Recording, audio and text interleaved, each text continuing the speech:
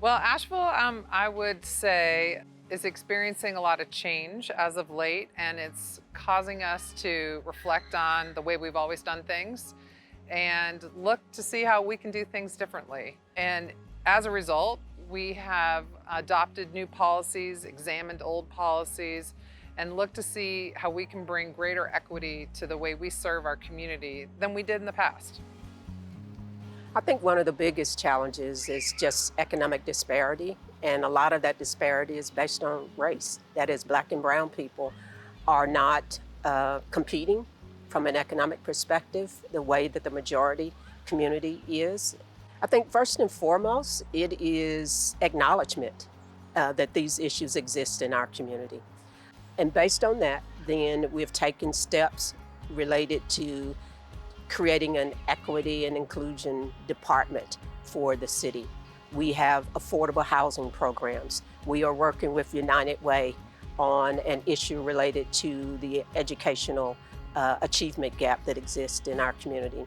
We have a business inclusion policy, which we hope will help us recruit and expand and grow more small businesses, and listening to our community in terms of what their needs are, and not necessarily creating this box of this is all we can do or will do.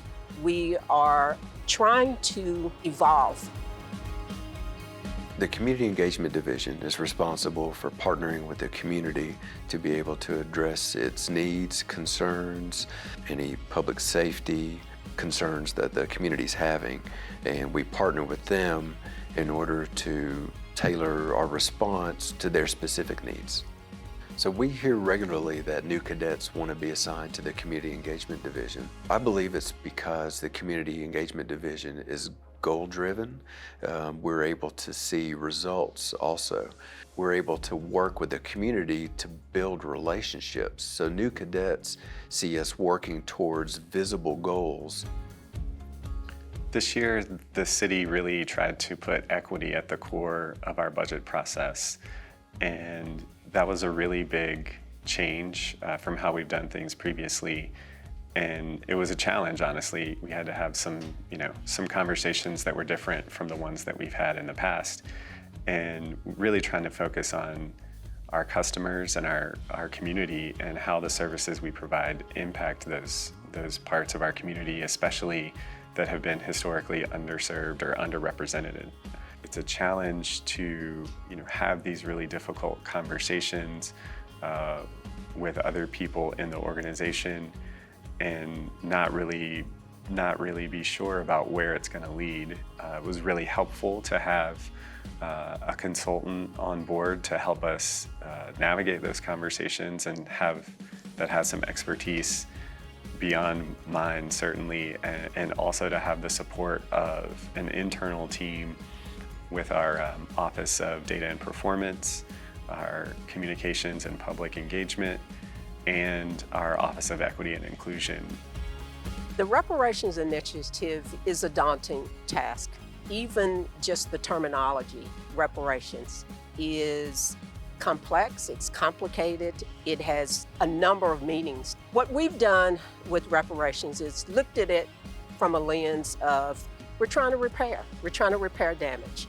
So the 3 phases of our reparation process is the first phase that we've completed, called the information and truth-telling phase. The second phase, which we are in the midst of right now, is the formation of a commission that will develop short, medium, and long-term recommendations about how we repair the damage that's been done.